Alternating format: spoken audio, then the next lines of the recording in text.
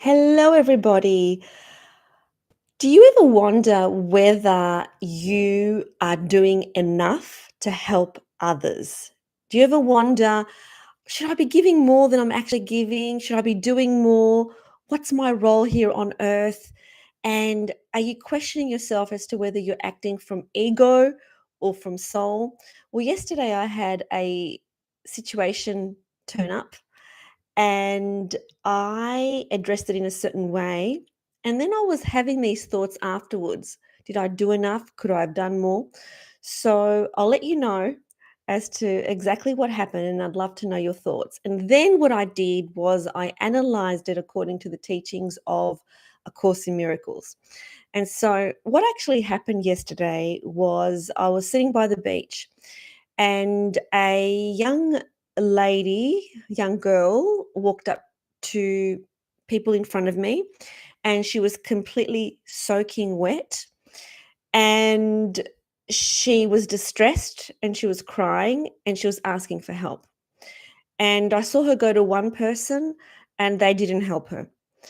And I knew that I would help her because there's no way that I could see anyone distressed and not go to their help. There's absolutely no way. But that's not the question that I was asking myself later anyway. So I said to her, "What's the matter, sweetie?" And she said, she was about 19 years old. She was soaking wet and she had a little bit of blood on her hand. She wasn't really injured. It's just like it looked like she cut herself on something. That's all.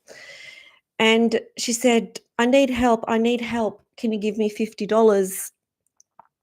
I need to get home." And I said, "Come and sit down next to me." And I held her hand. I said, "Tell me, sweetheart, what has happened?" And as soon as I started speaking to her, I could smell the alcohol on her breath. So it was obvious that she didn't just have something, a glass or two. She smelt really severely of alcohol. And she said, "I need to get home.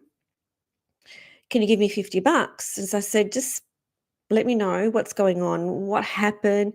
And then when I held her hand and I looked into her eyes, she said, "Can you take me home to your house? Can you look after me in your home?" And I said, "Let's just take one step at a time. Um, where are you currently living?" And she said, "With my parents." And I said, "Do you have your mother's phone number so I can call her and let her know that you're here and that you're distressed?" And she said, "No." And she said, "I've been raped." Okay, I said, "Okay, then if you've been raped, I need to call the police and we need to get the police to come here."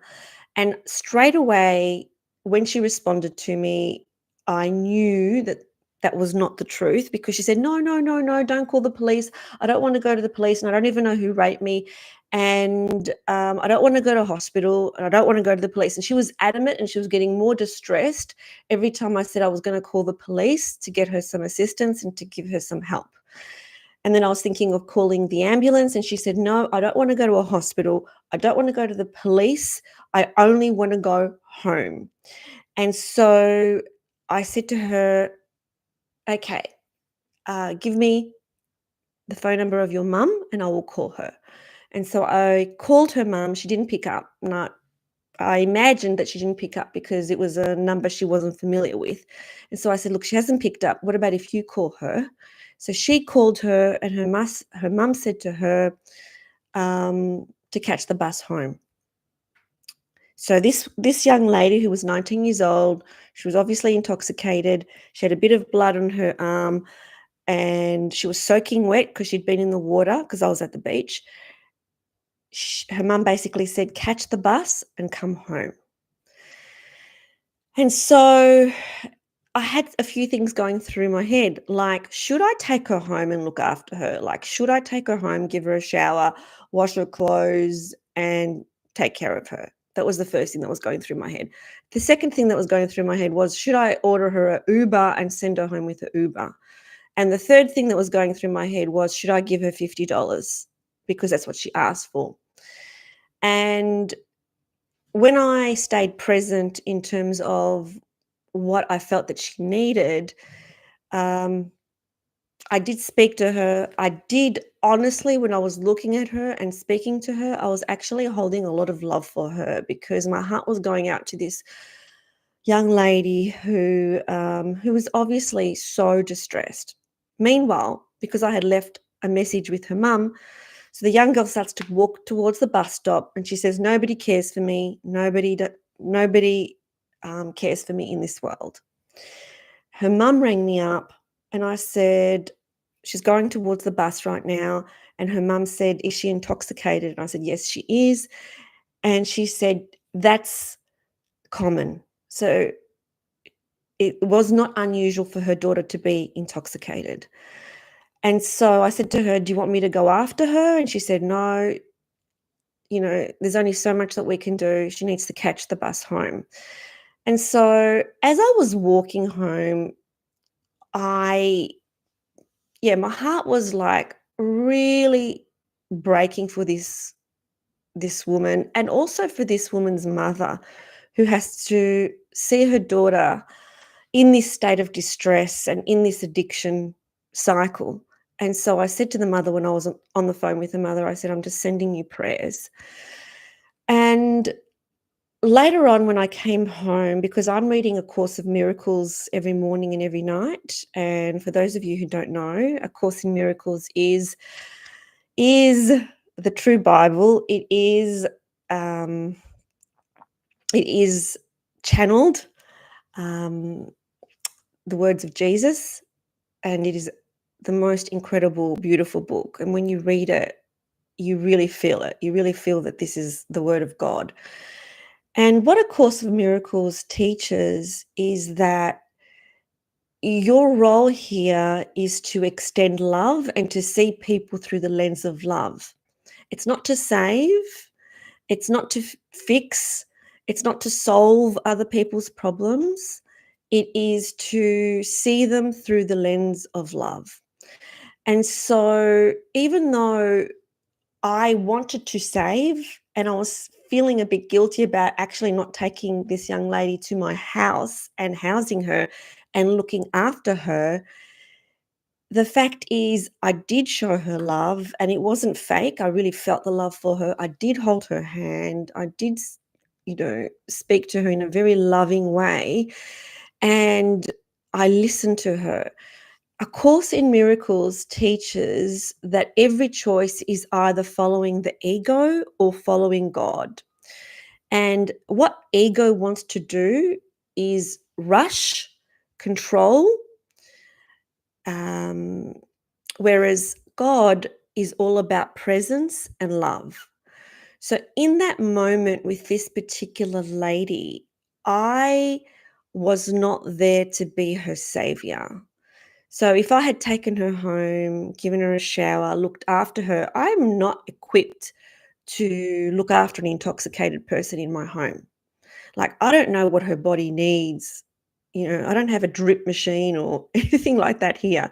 So even if I thought that that was the right thing to do, that wouldn't have been the right thing to do. The other option was to give her the $50 that she had asked for. And in the past, even when someone was clearly intoxicated and they asked me for money, I always gave them money because my view was, well, it's not for me to judge what they do with that money. If someone's asking for money, I'm giving money. But I really do believe that in this instance, she was unwell and she would have just continued with her drinking.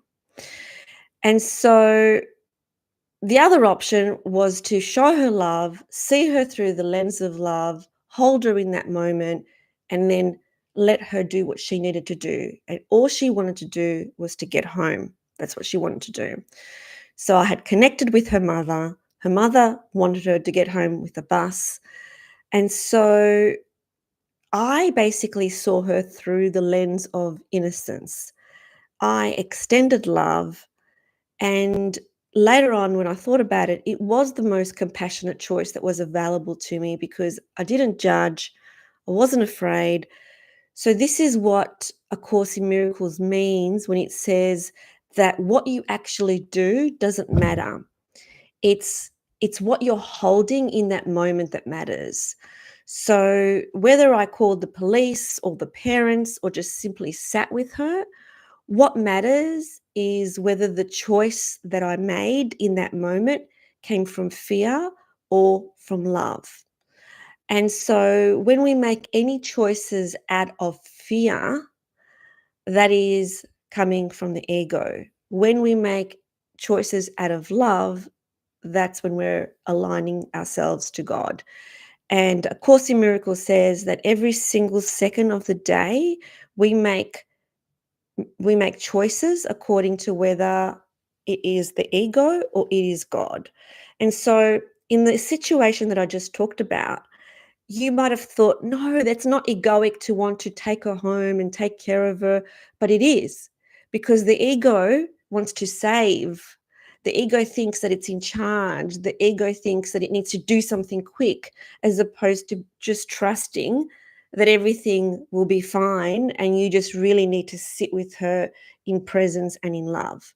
And that does not mean that another situation would call for the same action again. So every circumstance is different, but every circumstance presents you with a series of options and ways that you can deal with absolutely anything.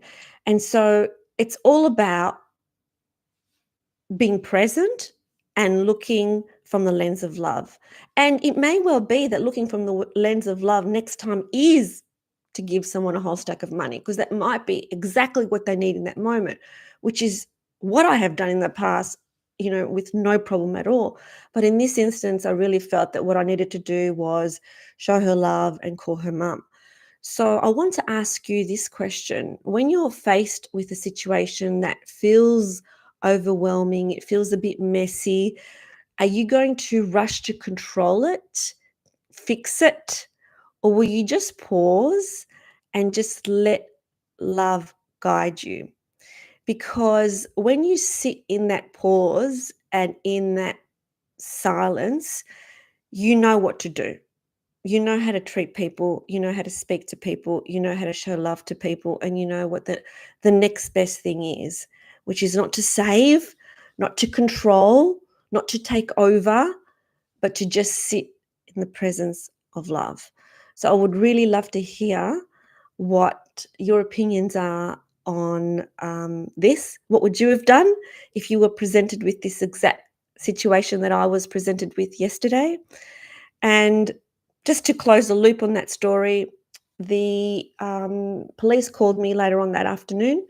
Interestingly, at the very moment that I was sitting down reflecting on it, that's what always happens. And they said to me that she was being admitted to hospital because she was having a psychotic episode.